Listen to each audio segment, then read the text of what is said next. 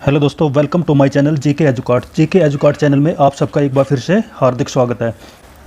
हमारा जो ये चैप्टर चल रहा है वो लाइट को लेकर है, यानी प्रकाश को लेकर है, जिसमें हमने प्रकाश के बारे में पढ़ा है। प्रकाश क्या होता है? प्रकाश एक ऐसी एनर्जी होती है, एक ऐसी ऊर्जा होती है जो कि इलेक्ट्रोमैग्नेटिक वेव्स यानी कि विद्युत चुम्बकीय तरंगों के रूप में गमन करती है, चलती है।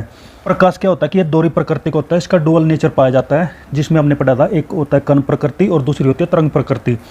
तो तरंग प्रकृति के आधार पर इसमें कौन कौन सी घटनाएं होती है उसमें हमने पढ़ा था प्रावर्तन, अपवर्तन, पूर्ण आंतरिक प्रावर्तन, व्यतिकरण, प्रकीर्णन, वर्ण विक्षेपण, ध्रुवन और विवर्तन। इस तरह की जो भी घटनाएं होती है वो तरंग प्रकृति के कारण होती है। अगर हम कण प्रकृति को लेकर बात करते हैं तो हमने अभी तक पढ़ा है कि इसमें photo electric effect, Crompton effect और रमन इफेक्ट जैसे जो प्रभाव है, जो इफेक्ट है वो किसके कारण होते हैं? कण प्रकृति के कारण। उसके बाद हमने प्रकाश में कवर किया था दर्पण के बारे में। दर्पण के दो प्रकार हमने पढ़े थे, जिसमें से समतल और गोलीय दर्पण।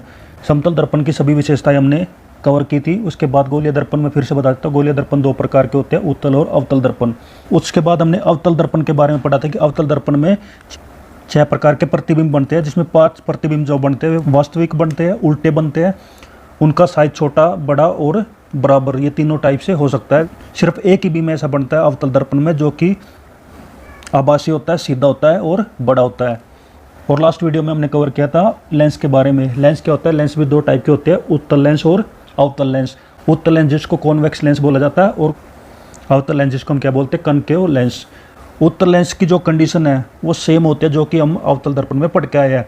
यानी तो इमेज की 5 कंडीशन ऐसी होती है जिसमें जो इमेज जो बनती है वो वास्तविक होती है, उल्टी होती है और साइज में छोटी भी हो सकती है, बड़ी भी हो सकती है और बराबर भी हो सकती है। अगर हम अवतल लेंस की बात करते हैं, उत्तल दर्पण में जैसी प्रतिबिंब बनता है वैसा अवतल लेंस में बनता है।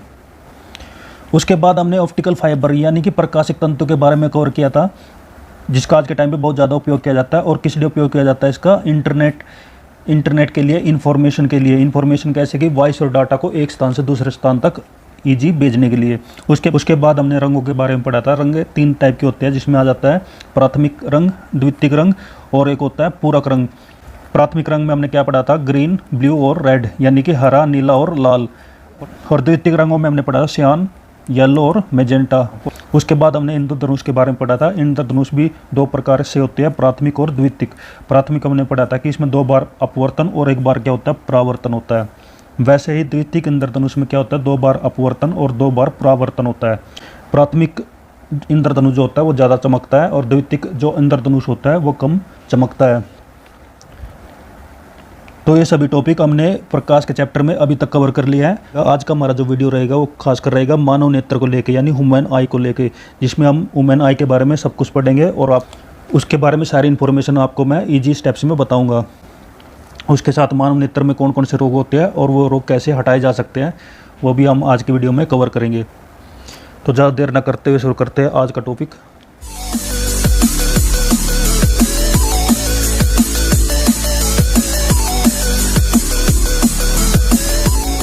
जिसमें फर्स्ट आ जाता है प्रकाश तरंगों का व्यतिकरण यानी इंटरफेरेंस ऑफ लाइट। ये क्या होता है? प्रकाश तरंगों के व्यतिकरण का सिद्धांत प्रकाश की तरंग प्रकृति को पुष्टि करता है। ये प्रकाश तरंगें जो होती है उसमें व्यतिकरण जो घटना होती है उससे हमें यह पता चलता है कि प्रकाश जो है तरंगों के रूप में गमन करती है। थॉमस यंग ने सर्वप्रथम 1802 ईस्वी में प्रकाश के व्यतिकरण को प्रयोगात्मक रूप से दर्शाया। प्रकाश के अंदर व्यतिकरण की क्रिया होती है, ये सबसे पहले किसने बताया? थॉमस यंग ने। और कब बताया था? 1802 ईस्वी में। नेक्स्ट आ जाता है जब समान आवर्ती व समान आयाम की 2 प्रकाश तरंगें जो मूल रूप से एक ही प्रकाश स्रोत से किसी माध्यम में एक ही दिशा में गमन करती है तो उनके अध्यारोपण के फलस्वरूप प्रकाश की तीव्रता में परिवर्तन हो जाता है। इस घटना को क्या कहते हैं? प्रकाश का व्यतिकरण। प्रकाश के तरंगों के व्यतिकरण के लिए सबसे पहली जो कंडीशन आती है कि जो प्रकाश जो है वो एक ही स्रोत से होना चाहिए और वो एक ही माध्यम में गति करना चाहिए। इस प्रकाश की अगर हम 2 तरंगे ले लेते हैं और वे 2 तरंगे भी कैसी होनी चाहिए? वो समान आवर्ती की होनी चाहिए और दूसरी क्या? समान आयाम की होनी चाहिए। तो वो दोनों प्रकाश के तरंगे जब आपस में मिलती है, चलते चलते जब आपस में मिलती है, अध्यारोपण होती है, उससे क्या होता है कि प्रकाश की तीव्रता यानी इंटेंसिटी ऑफ लाइट में परिवर्तन आ जाता है। यानी इंटेंसिटी ज़्यादा भी हो जाती है और कम भी हो जाती है, यानी प्रकाश ज़्यादा चमकने लग जाता है या फिर कम हो जाता है। तो इस घटना को क्या कहते हैं? प्रकाश का व्यतिकरण। क्या कहते हैं? प्रकाश का व्यतिकरण, मतलब कि इंटरफेरेंस ऑफ लाइट। और व्यतिकरण जो होता है वो दो प्रकार के होते हैं। एक होता है संपोषी व्यतिकरण जिसको कंस्ट्रक्टिव इंटरफेरेंस बोला जाता है, और दूसरा होता है विनाशी व्यतिकरण जिसको क्या बोला जाता है, डिस्ट्रक्टिव इंटरफेरेंस। मैं पिक्चर के द्वारा इसको आसानी से समझा देता हूँ। तो ये हमारा प्रकाश का व्यतिकरण, इंटरफेरेंस ऑफ लाइट। इसमें क्या होता है कि हम एक ही सोर्स लेते हैं जिससे प्रकाश निकलता है, उसके लिए हम एक कोई बल्ब ले सकते हैं। उसके बीच में अगर हम दो स्लिट लगा देते हैं, अगर प्रकाश के बीच में हम इस प्रकार से कुछ ऑब्स्ट्रक्शन लगा देते हैं तो इसमें दो तरह से प्रकाश निकलता है, ए और बी। ए प्रकाश जो निकलता है, बी प्रकाश जो निकलता है, तो ये दोनों प्रकाश जो है एक ही प्रकाश के स्रोत से निकले हैं और ये एक ही मीडियम में गति करते हैं। और इनमें क्या कंडीशन है, इनकी आवर्ती भी सेम है, फ्रीक्वेंसी सेम है और आयाम भी सेम है, यानी कि एम्पलीट्यूड भी इनका सेम है, फ्रीक्वेंसी और एम्पलीट्यूड दोनों इनके सेम है। जब ये आपस में इंटरफेरेंस करते हैं यानी एक दूसरे के ऊपर सुपर इम्पोज करते हैं, एक दूसरे के ऊपर ये मिक्सअप हो जाते हैं, तो हमें दो प्रकार की तरंगे मिल जाती है। कितनी प्रकार की? दो प्रकार की तरंगे मिल जाती है। एक को बोलते हैं हम कंस्ट्रक्टिव इंटरफेरेंस यानी कि संपोषी व्यतिकरण, और दूसरे को बोलते हैं विनाशी व्यतिकरण यानी डिस्ट्रक्टिव इंटरफेरेंस। तो ये दोनों घटनाएं कैसे होती है? ये होती है वे दो तरंगों के आपस में सुपर इम्पोज होने के कारण यानी अध्यारोपण होने के कारण। नेक्स्ट मैं बता देता हूँ कि कंस्ट्रक्टिव इंटरफेरेंस और डिस्ट्रक्टिव इंटरफेरेंस में डिफरेंस क्या होता है। जब दो वेव लेते हैं हम, जब दो तरंगे लेते हैं हम, तो अगर वे दोनों एक ही फेज में गति करती है यानी उनकी जो कला है एक जैसी होती है, तो उसमें जो इंटेंसिटी ऑफ लाइट, प्रकाश की जो तीव्रता है वो बढ़ जाती है, इंक्रीज हो जाती है। तो आप यहाँ देख सकते हैं कि ये रेड कलर की जो वेव है वो इन दोनों की रिजल्ट से बनी है, ये इंटेंसिटी ऑफ लाइट ज़्यादा हो जाती है। अगर डिस्ट्रक्टिव इंटरफेरेंस की बात करते हैं तो इसमें दोनों जो तरंगे होती है उनका जो फेज होता है, उनकी जो कला होती है वो अलग होती है, दोनों की अलग होती है, जिसके कारण वो एक दूसरे के ऊपर सुपर इम्पोज न होकर एक दूसरे को डिस्ट्रक्ट कर देते हैं, एक दूसरे का विनाश कर देते हैं, जिसके कारण जो रिजल्ट जो आएगा हमारा कम वेव का आएगा, लाइट की इंटेंसिटी जो है कम हो जाएगी। अब हम यहाँ पे दोनों के बारे में पढ़ लेते हैं, दोनों की क्या डेफिनेशन दी गई है, संपोषी व्यतिकरण और विनाशी व्यतिकरण। संपोषी व्यतिकरण क्या होता है? माध्यम के जिस बिंदु पर दोनों तरंगे समान रूप, समान कला में मिलती है, तो वहाँ प्रकाश की जो परिणामी तीव्रता है, रिजल्टेंट इंटेंसिटी जो होती है वो अधिक हो जाती है, इंक्रीज हो जाती है। इसको बोलते हैं संपोषी व्यतिकरण।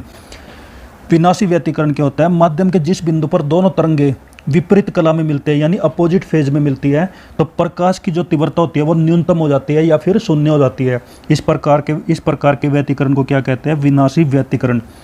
नेक्स्ट यहाँ पे एक इंपॉर्टेंट नोट दिया गया है कि दो स्वतंत्र प्रकाश स्रोतों से निकली प्रकाश की तरंगों में व्यतिकरण की घटना नहीं पाई जाती। अगर हम अलग अलग प्रकार के प्रकाश स्रोत लेते हैं, सोर्स ऑफ लाइट लेते हैं, तो उनमें जो है उनकी जो प्रकाश की तरंगें अगर आपस में मिक्सअप हो जाती है तो उसमें हमें व्यतिकरण की क्रिया देखने को नहीं मिलेगी। तो हमारा जाता है प्रकाश तरंगों का ध्रुवण यानी कि polarisation of waves of light. Polarisation क्या होता है कि प्रकाश की जो तरंगें होती है वो तीन दिशा में गति करती है, जिसमें प्रकाश जो है सीधी रेखा में गति करता है, तो उसमें जो विद्युत तरंगे और चुंबकीय तरंगे जो होती है वो भी एक दूसरे के परपेंडिकुलर गति करती है।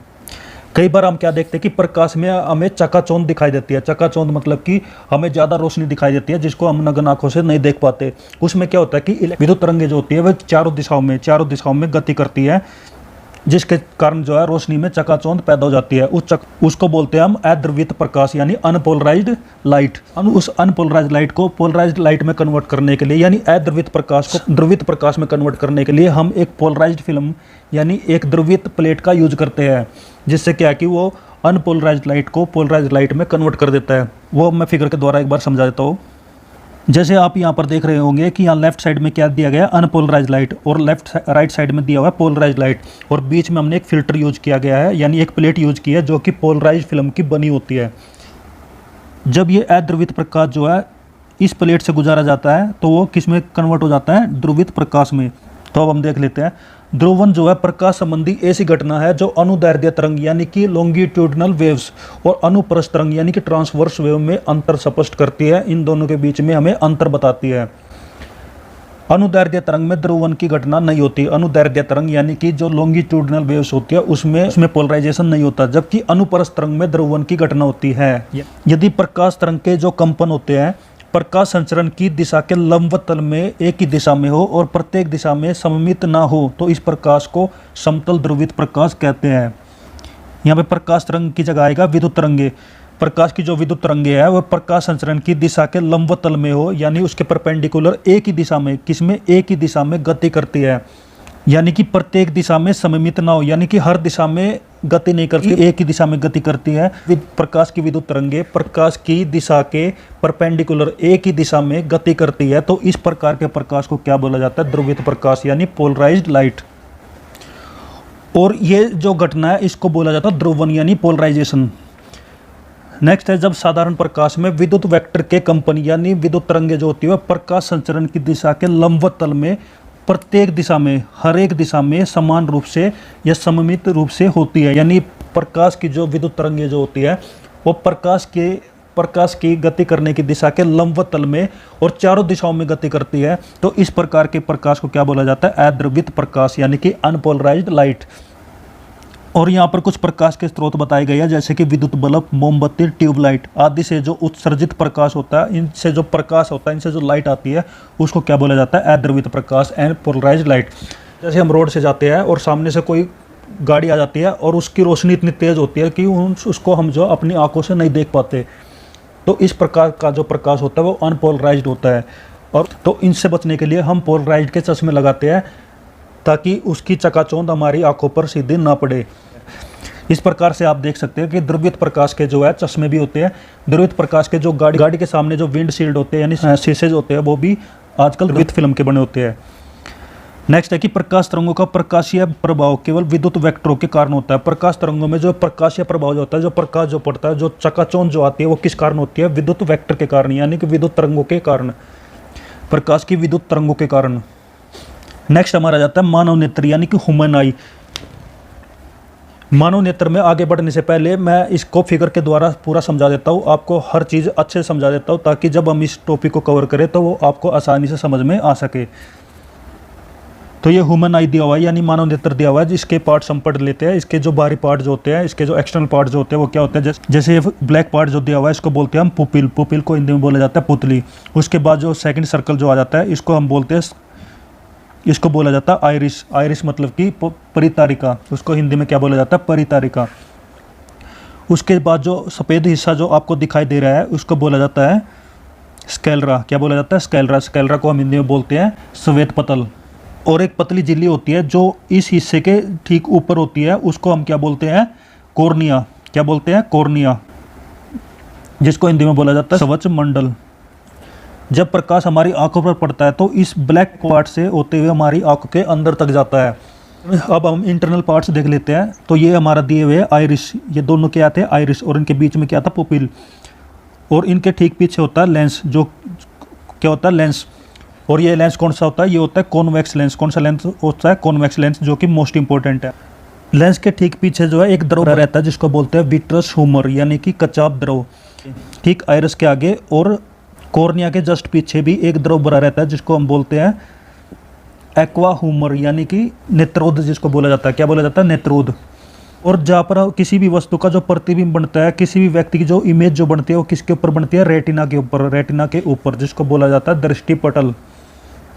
और दृष्टिपटल पर जो इमेज जो बनती है वो कैसी होती है, वो वास्तविक होती है, उल्टी होती है। क्योंकि कॉन्वेक्स लेंस की विशेषता होती है कि वो इमेज जो है वास्तविक बनाता है, उल्टी बनाता है। वो हमें सीधी कैसे दिखाई देती है, वो हमें दिखाई देती है ऑप्टिकल नर्व के कारण, यानी कि दृष्टि तंत्रिकाओं के कारण। और दृष्टि तंत्रिका यानी कि ऑप्टिकल नर्व्स क्या करती है, उस इमेज को हमारे मस्तिष्क तक लेकर जाती है, यानी कि हमारे ब्रेन तक लेके जाती है और वो इमेज को सीधी कर देता है। इसलिए हमें इमेज जो है सीधी दिखाई देती है। अब मैं हर पार्ट की इंपॉर्टेंट चीज़ें बता देता हूँ। हमारी आंखों में जो लेंस होता है वो उत्तल लेंस होता है। स्कैलरा जो होता है वो हमारी पूरी आंख को ढक के रखता है, जो कि सफ़ेद रंग का होता है। जो हमारी आंखों का सफ़ेद रंग होता है उसको हम, सफ़ेद रंग का जो पार्ट होता है उसको हम क्या बोलते हैं, स्कैलरा। उसके बाद कॉर्निया। कॉर्निया जो हम नेत्र दान करते हैं उसमें हम आँख का कौन सा पार्ट दान करते हैं, वो है कॉर्निया। कॉर्निया यानी कि स्वचमंडल। हमारी आँखें जो है ज़्यादा प्रकाश में सिकुड़ जाती है, कम प्रकाश में फैल जाती है। वो किस कारण होती है, आइरिस के कारण। और वस्तु का जो प्रतिबिंब बनता है वो किस पे बनता है, रेटिना पर, यानी कि दृष्टिपटल पर। और दृष्टि तंत्रिका क्या करती है, जो इमेज जो बनती है उसको सीधा करके दिखाती है। तो ये इंपॉर्टेंट पार्ट्स है जो जिनके फंक्शन भी कंपटीशन एग्जाम में पूछे जा सकते हैं। इसके अलावा जो यहाँ पर दिया गया है वो हम यहाँ पे पढ़ लेते हैं, जिसमें फर्स्ट आ जाता है स्पष्ट दृष्टि की। न्यूनतम दूरी 25 सेंटीमीटर होती है। यानी वस्तु हमें क्लियर कब दिखाई देगी, जब वो हमसे से कम कितनी दूरी पर हो, 25 सेंटीमीटर की दूरी पर हो, तो वस्तु हमें बिल्कुल क्लियर दिखाई देती है। नेक्स्ट यहाँ पे कुछ दृष्टि दोष दिए गए हैं, जो आंखों की बीमारियां जो होती है वो यहाँ पर बताई गई है, जिसमें फर्स्ट आ जाता है निकट दृष्टि दोष, जिसको इंग्लिश में क्या बोला जाता है, मायोपिया। इस रोग से ग्रसित व्यक्ति जो है नज़दीक की वस्तु को देख लेता है, परंतु दूर स्थित वस्तु को नहीं देख पाता। लेकिन एक्चुअली ये बिल्कुल उल्टा होता है कि निकट दृष्टि दोष में हमें निकट की वस्तुएं तो साफ दिखाई देती है, लेकिन दूर की जो वस्तु है वह हमें साफ दिखाई नहीं देती। इसको ही बोलते हैं निकट दृष्टि दोष। ये क्यों होता है, हमारी आँख के अंदर जो उत्तल लेंस जो होता है वो फोकस करता है रेटिना पर। किसी भी वस्तु की जो इमेज है वो कहाँ पर बनाता है, रेटिना के ऊपर। लेकिन जब वो इमेज रेटिना के ऊपर ना बन के उससे पहले बन जाती है, तो इसलिए इस रोग को बोला जाता है निकट दृष्टि दोष। फिर से बता देता हूँ, निकट दृष्टि दोष में हमें दूर की वस्तुएं साफ दिखाई नहीं देती। ये रोग क्यों होता है, इसमें पहला है कि लेंस की गोलाई बढ़ जाती है, जो लेंस की जो मोटाई जो है वो ज़्यादा हो जाती है। दूसरा है लेंस की फोकस दूरी घट जाती है, जब गोलाई बढ़ती है तो फोकस दूरी कम हो जाती है। और तीसरा है लेंस की क्षमता बढ़ जाती है, लेंस की जो पावर है वो बढ़ जाती है। और यही कारण है कि वस्तु का जो प्रतिबिंब है, वस्तु की जो इमेज है, रेटिना पर ना बनकर रेटिना से आगे बढ़ जाती है। नेक्स्ट देख लेते हैं रोग का निवारण, यानी इस रोग से कैसे छुटकारा पाया जा सकता है। निकट दृष्टि दोष के निवारण के लिए उपयुक्त फोकस दूरी के अवतल लेंस का प्रयोग किया जाता है। तो इसलिए निकट दृष्टि दोष के लिए अवतल लेंस का यूज किया जाता है। अवतल लेंस का यूज इसलिए किया जाता है ताकि इमेज जो बने वो ठीक रेटिना के ऊपर बने। दूसरा हमारा आ जाता है दूरदृष्टि दोष, यानी हाइपरमेट्रोपिया जिसको बोला जाता है, यानी कि फार साइटनेस। इस रोग से ग्रसित व्यक्ति को दूर की वस्तु दिखाई पड़ती है, लेकिन निकट की वस्तु दिखाई नहीं पड़ती। ये भी जस्ट उल्टा होता है कि दूरदृष्टि दोष में निकट की वस्तुएं हमें साफ दिखाई नहीं देती, बल्कि हमें दूर की वस्तुएं साफ दिखाई देती। इसको दूरदृष्टि दोष क्यों बोला जाता है, ये ठीक, इसमें जो है वस्तु की जो इमेज जो बनती है वो कहाँ बनती है, रेटिना के पीछे बनती है। रेटिना क्यों बनती है, क्योंकि इसमें जो है लेंस, इसमें जो है फोकस दूरी बढ़ जाती है। और इसके क्या रीज़न है, क्या कारण है, लेंस की गोलाई कम हो जाती है, इसमें लेंस की जो मोटाई है वो कम हो जाती है, यानी कि लेंस जो है पतला हो जाता है। और लेंस की फोकस दूरी बढ़ जाती है, लेंस की फोकस दूरी बढ़ जाती है, जिससे क्या होता है कि लेंस की क्षमता, लेंस की पावर कम हो जाती है। और इस रोग में निकट की वस्तु का प्रतिबिंब रेटिना के ठीक पीछे बनता है। रोग का निवारण, इस रोग से कैसे छुटकारा पाया जा सकता है। इस दोष के निवारण के लिए उपयुक्त फोकस दूरी के उत्तल लेंस का प्रयोग किया जाता है। दूरदृष्टि दोष में हम किसका यूज करते हैं, उत्तल लेंस का। उत्तल लेंस क्या करता है, हमारे आंखों के अंदर जो लेंस होता है उसकी फोकस दूरी को कम कर देता है, ताकि इमेज जो है, प्रतिबिंब जो है ठीक रेटिना के ऊपर बने। नेक्स्ट आ जाता है जरा दृष्टि दोष, यानी प्रेस बायोपिया। वृद्धा अवस्था के कारण आँख की सामंजस्य क्षमता घट जाती है या समाप्त हो जाती है। जैसे जैसे व्यक्ति की एज बढ़ती है, यानी कि वृद्ध अवस्था में पहुंचता है, उसकी आंखों की जो पावर है वो धीरे धीरे कम होती चली जाती है। जिसके कारण क्या है कि व्यक्ति ना तो दूर की वस्तुएं देख पाता है और ना ही निकट की वस्तुएं देख पाता है। और इस रोग का निवारण कैसे होता है, इस रोग के निवारण के लिए हमें क्या यूज करते हैं, द्विफोकसी लेंस यानी उभयतल लेंस या बाइफोकल लेंस का उपयोग करते हैं। यानी इस रोग में जो है हम उत्तल लेंस का भी और अवतल लेंस का, दोनों लेंसों का एक साथ उपयोग करते हैं। नेक्स्ट आ जाता है दृष्टि वैषम्य, यानी कि अबिंदुकता, जिसको एस्टिग्मेटिज्म भी बोला जाता है। इसमें नेत्र 37 दिशा में तो ठीक देख पाता है, परंतु ऊर्ध्व दिशा में ठीक से नहीं देख पाता। यानी कि 37 मतलब कि हॉरिजेंटल, आदमी जो है हॉरिजेंटली तो सही देख पाता है, लेकिन ऊर्ध्वाधर यानी कि परपेंडिकुलर ठीक से नहीं देख पाता। इसके निवारण के लिए बेलनाकार लेंस का उपयोग किया जाता है। बेलनाकार मतलब कि सिलेंड्रिकल लेंस का उपयोग किया जाता है। नेक्स्ट आ जाता है रेटिना की शंकु कोशिका, यानी कोन सेल्स से रंग का एवं छड़ यानी रोड से कोशिका से प्रकाश की तीव्रता का आभास होता है। रेटिना यानी कि दृष्टिपटल, जो कि हमारी आँख के अंदर होता है, जिसके ऊपर वस्तु की आकृति बनती है, वस्तु का प्रतिबिंब बनता है। इनके ऊपर जो है शंकु कोशिकाएं और छड़ कोशिकाएं होती है। शंकु कोशिका क्या यूज होता है, शंकु कोशिका के कारण ही हम अलग अलग रंग को देख पाते हैं। अगर हमारी शंकु कोशिकाएं कम हो जाती है तो हमें सिर्फ ब्लैक एंड वाइट ही दिखाई देगा। यानी जब व्यक्तियों को कलर ब्लाइंडनेस की बीमारी हो जाती है, इसका मतलब कि उनकी रेटिना में जो है शंकु कोशिकाएं की संख्या कम हो जाती है। दूसरी आ जाती है छड़ कोशिका, दूसरी क्या आ जाती है, छड़ कोशिका यानी कि रोड सेल्स। इससे हमें प्रकाश की तीव्रता का पता चलता है, यानी अंधेरा है या उजाला है, कम प्रकाश है ज़्यादा प्रकाश है, ये हमें किससे पता चलता है, छड़ की कोशिकाओं से। नेक्स्ट आ जाता है जब आँख में धूल चली जाती है तो उसका नेत्र श्लेष्मता अंग सूज जाता है और लाल हो जाता है। हमारी आँख कई बार लाल हो जाती है, वो किस कारण होती है, कंजक्टिवा पार्ट जो होता है वो सूज जाता है। और कंजक्टिवा पार्ट का होता है हमारी आँख का जो स्कैलरा जो होता है उसके ठीक नीचे होता है। आँख के रंग से मतलब आइरिस के रंग से होता है। और मैंने जो बताया था आइरिस जो होता है उसका जो कलर है हमारी आंखों के कलर को बताता है। और अब नेक्स्ट आ जाता है सूक्ष्मदर्शी और दूरदर्शी, जिसको इंग्लिश में बोला जाता है माइक्रोस्कोप और टेलीस्कोप। सूक्ष्मदर्शी जो है सूक्ष्म वस्तुओं को देखने के काम आता है, और दूरदर्शी जो है दूर की वस्तुओं को देखने के काम आता है। तो इसमें हम देख लेते हैं सरल सूक्ष्मदर्शी क्या होता है। यह कम फोकस दूरी का उत्तल लेंस होता है। यानी सरल सूक्ष्मदर्शी में क्या होता है, एक उत्तल लेंस पाया जाता है जिसकी फोकस दूरी कम होती है। इसमें वस्तु का आकार वस्तु द्वारा नेत्र पर बनाए गए दर्शन कोण पर निर्भर करता है। यानी इसमें जो वस्तु का आकार जो हम देख पाते हैं वो हम कैसे देख पाते हैं, वस्तु जो है हमारे आंखों के ऊपर एक कोण बनाते हैं जिसको क्या बोला जाता है, दर्शन कोण। उस दर्शन कोण के कारण ही हम वस्तु के आकार को देख पाते हैं। यदि दर्शन कोण जितना छोटा होता है उतनी ही वस्तु छोटी दिखाई देती है। यानी नेक्स्ट आ जाता है सरल सूक्ष्मदर्शी का आवर्धन क्षमता। यहाँ पर इसकी आवर्धन क्षमता मतलब मैग्नीफाइंग पावर, जिससे हमें एक फार्मूला मिल जाता है m = 1 + d/f। डी क्या है, यहाँ पे स्टैंडर्ड वैल्यू दी गई है जिसको 25 सेंटीमीटर है। यानी हम जो वस्तु को देख पाते हैं 25 सेंटीमीटर की दूरी से हम स्पष्ट देख पाते हैं। और स्मॉल f क्या है, यहाँ पे लेंस की फोकस दूरी। नेक्स्ट आ जाता है संयुक्त सूक्ष्मदर्शी यानी कंपाउंड माइक्रोस्कोप। इसमें एक ही अक्ष पर दो उत्तल लेंस लगे होते हैं। जो लेंस वस्तु की ओर होता है उसे अभिदर्शक लेंस यानी ऑब्जेक्टिव लेंस कहते हैं, और जो आँख के समीप होता है उसे अभिनेत्र लेंस कहते हैं। संयुक्त सूक्ष्मदर्शी यानी कंपाउंड माइक्रोस्कोप, जैसे नाम से पता चलता है यह दो लेंस से मिलकर बना होता है। और दोनों लेंस कैसे होते हैं, उत्तल लेंस होते हैं। एक लेंस हमारी आंखों की तरफ होता है जिसको हम बोलते हैं अभिनेत्र लेंस यानी आई लेंस, और दूसरा जो है वस्तु की ओर होता है उसको बोलते हैं अभिदर्शक लेंस यानी ऑब्जेक्टिव लेंस। नेक्स्ट है कि अभिदर्शक लेंस का द्वारक यानी मुख्य व्यास अभिनेत्र लेंस की अपेक्षा छोटा होता है। वस्तु की तरफ जो लेंस लगा रहता है उसको अभिदर्शक लेंस बोला जाता है, और उसका जो व्यास होता है या उसका जो साइज होता है अभिनेत्र लेंस की अपेक्षा छोटा होता है, कम होता है। नेक्स्ट है नेत्रिका और अभिदर्शक में जितनी ही कम फोकस दूरी के लेंसों का उपयोग होता है उसकी आवर्धन क्षमता उतनी ही अधिक होती है। यानी सूक्ष्मदर्शी के अंदर जो हम दोनों लेंस यूज करते हैं, अगर उन लेंसों की फोकस दूरी जितनी कम होगी उसकी पावर उतनी ही ज़्यादा होगी। जैसे हमें फार्मूले से पता है पावर किसके बराबर होती है, 1/f के, यानी पावर और फोकस दूरी एक दूसरे के इन्वर्सली प्रोपोर्शनल होती है। नेक्स्ट हमारा आ जाता है दूरदर्शी यानी टेलीस्कोप, जिससे हम दूर की वस्तुओं को आसानी से देख पाते हैं। इसमें दो उत्तल लेंस होते हैं, इसमें भी दो उत्तल लेंस होते हैं। अभिदर्शक लेंस की फोकस दूरी नेत्रिका लेंस से अधिक होती है। यानी वस्तु की तरफ जो लेंस लगा रहता है उसकी फोकस दूरी ज़्यादा होती है, क्योंकि हम दूर की वस्तुएं देखना चाहते हैं, इसलिए हमें ज़्यादा फोकस दूरी का लेंस चाहिए। और वो किस तरफ होता है, अभिदर्शक लेंस की तरफ। अभिदर्शक लेंस अधिक द्वारक का होता है, बड़ा साइज होता है, जिससे यह दूर से आने वाले प्रकाश की अधिक मात्रा को एकत्रित कर सके। दूर की वस्तुएं हमें तभी दिखाई देगी जब उस वस्तुओं का प्रकाश उस लेंस पर गिरेगा, इसलिए उसका साइज को क्या है, बड़ा बना दिया जाता है, उसका द्वार जो है बड़ा होता है।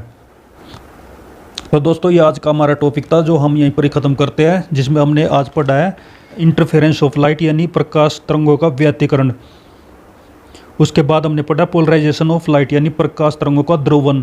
उसके बाद हमें मानव नेत्र के बारे में पढ़ा, जिसमें हमने मानव नेत्र के लगभग सभी पार्ट्स को कवर किया है। उसके बाद मानव नेत्र में जो बीमारियां होती है और उनका निवारण क्या है वो हमने इस वीडियो में कवर किया। और उसके बाद हमने सूक्ष्मदर्शी और दूरदर्शी के बारे में पढ़ा है। तो आज का जो हमारा टॉपिक है उसमें आपको किसी प्रकार का डाउट है, अगर आप कुछ भी पूछना चाहते हैं तो आप कमेंट करके पूछ सकते हैं। इसके अलावा आपको ये वीडियो कैसी लगी, अगर ये वीडियो आपकी समझ में आई है तो इस वीडियो को लाइक करें, अपने दोस्तों के साथ शेयर करें और इस चैनल को सब्सक्राइब कर ले, ताकि आपको जो हमारी जो नई वीडियो आएगी उसका नोटिफिकेशन आपको टाइम से मिलता रहे। तो दोस्तों नेक्स्ट वीडियो जो हमारा रहेगा वो स्थिर वैद्युत को लेकर रहेगा, जिसको क्या बोला जाता है, इलेक्ट्रोस्टैटिक। तो उसमें हम इलेक्ट्रिसिटी के बारे में पढ़ेंगे, विद्युत के बारे में पढ़ेंगे, इलेक्ट्रिक फील्ड, मैग्नेटिक फील्ड क्या होते हैं, वे सब हम उस वीडियो में कवर करेंगे। तो दोस्तों खुश रहिए, मुस्कुराते रहिए, पढ़ते रहिए और अच्छे तैयारी करिए। तो best of luck, thank you, जय हिंद, जय भारत, वंदे मातरम।